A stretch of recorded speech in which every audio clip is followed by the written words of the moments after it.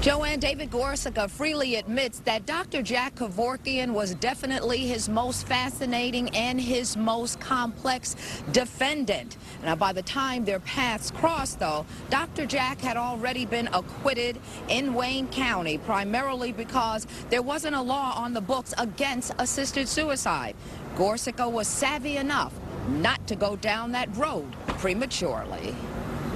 Second, he injected Thomas Yout.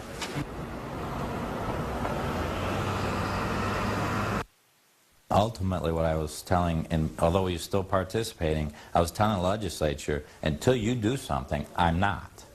You know, he's been acquitted several times on this common law theory, and I said when I ran, I'm not going to waste taxpayer time or money trying to pursue conviction on a common law. So you, the legislature, you pass the law.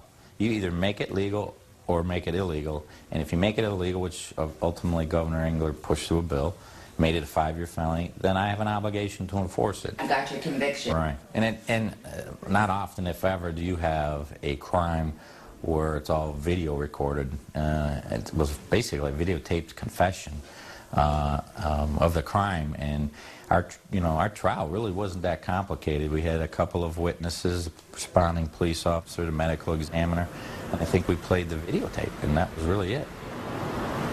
Of course, after that, Dr. Jack spent 8 years in prison, was finally paroled. Gorcyca also admits that Kevorkian put him on the international stage. He admired Kevorkian for his convictions, but he also says if, and this is a big if Dr. Jack knew how ill he was, then he feels it was somewhat hypocritical for him not to employ assisted suicide to end his own death.